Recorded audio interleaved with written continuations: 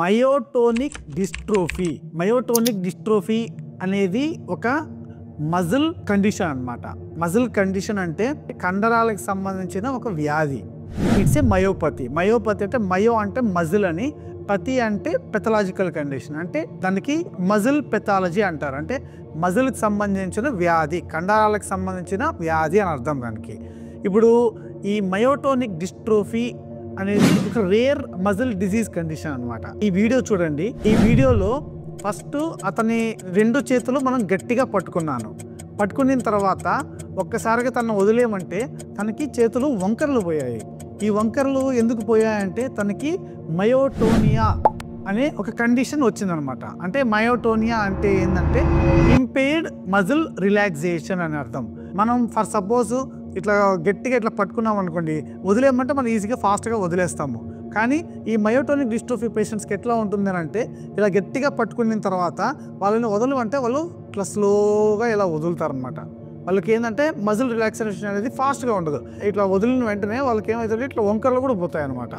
దీన్ని గ్రిప్పింగ్ మయోటోనియా అంటారు. అంటే గ్రిప్ చేస్తూ ఉంటే తనకి మజిల్ అనేది సరిగ్గా రిలాక్స్ కాలేదు కాబట్టి దాన్ని గ్రిప్పింగ్ మయోటోనియా అంటారు. ఇప్పుడు సెకండ్ క్లిప్ చూడండి. తమ్ని ఒకసారి అబ్జర్వ్ చేయండి. అతనికి వీడు కొట్టిన వెంటనే యాక్చువల్గా మూవ్ కాకూడదు, కానీ తమ్ము ఆటోమేటిక్గా ఇలా వచ్చేస్తుంది. దీన్ని పర్కషన్ మయోటోనియా అంటారు.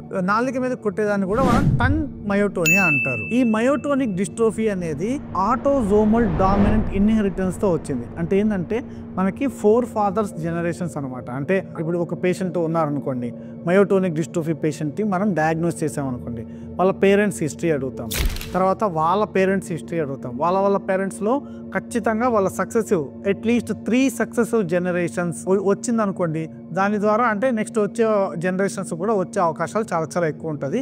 దాన్ని ఆటోజోమల్ డామినెంట్ ఇన్హెరిటెన్స్ అంటారు. వీళ్ళకి సిమ్టమ్స్ ఎలా ఉంటుంది అంటే హ్యాచెట్ ఫేసిస్ అంటారు.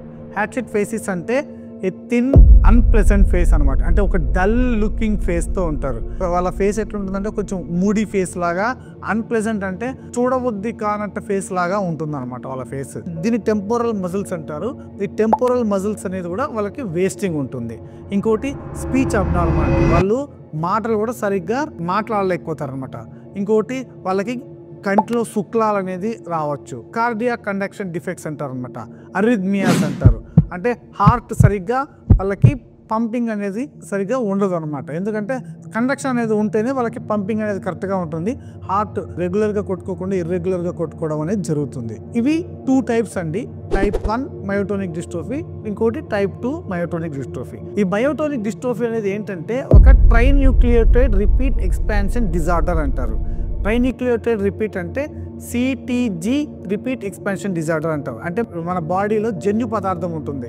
జన్యు పదార్థంలో అంటే కణం ఉంటుంది కదా, కణం లోపల న్యూక్లియస్ అనేది ఒకటి ఉంటుంది. ఆ న్యూక్లియస్ లోపల DNA అనేది ఉంటుంది. DNA అంటే డిఆక్సీ రైబో న్యూక్లిక్ యాసిడ్ అంటారు. ఈ డిఆక్సీ రైబో న్యూక్లిక్ యాసిడ్ అనేది ఒక 4 న్యూక్లియోటైడ్స్తో ఫామ్ అవుతుంది. అది అడినైన్, థైమిన్, సైటోసిన్, గ్వానైన్. దీంట్లోనే ఈ CTG అంటారు. అంటే సైటోసిన్, థైమిన్, గ్వానైన్. ఇవి రిపీట్గా అంటే నార్మల్గా ఫర్ సపోజ్ మనకి అట్లీస్ట్ 30 అనేది కామన్గా ఉంటుంది అనమాట. నార్మల్గా లెస్ దెన్ 30 వరకు ఉంటుంది. వీళ్ళకి ఏంటంటే 50, 100s, 150, 200, కొంతమందికి 1000 ఇట్లాంటివి రిపీట్ ఎక్కువ ఉంటే వాళ్ళకి ఈ వ్యాధి వస్తుంది అనమాట. ఇప్పుడు టైప్ 1కి అనేది ఇట్లా మేజర్ మేనిఫెస్టేషన్స్ అంటే మేజర్ క్లినికల్ సిమ్టమ్స్ అనేది ఎక్కువ ఉంటుంది. టైప్ 2 అనే వాళ్ళకంటే కొంచెం తక్కువ ఉంటుంది అనమాట. టైప్ 1 వచ్చి CTG రిపీట్ ఎక్స్పాన్షన్ డిజార్డర్ అంటారు. టైప్ 2 అనేది CCTG రిపీట్ ఎక్స్పాన్షన్ డిజార్డర్ అంటారు. అంటే సైటోసిన్, థైమిన్, గ్వానైన్ ఈ రిపీట్స్ అనేది ఎక్కువ ఉంటుంది అనమాట. దీనికి పర్మనెంట్ క్యూర్ అంటూ ఏం లేదు. ఎప్పుడైతే మన దగ్గరికి మయోటోనిక్ డిస్ట్రోఫీ పేషెంట్స్ వస్తారో వాళ్ళని స్క్రీన్ చేసి ఈ ఫర్దర్ సక్సెస్ఫుల్ జనరేషన్స్ని మనం ఆపడానికి చాలా అవకాశాలు ఉంటాయి.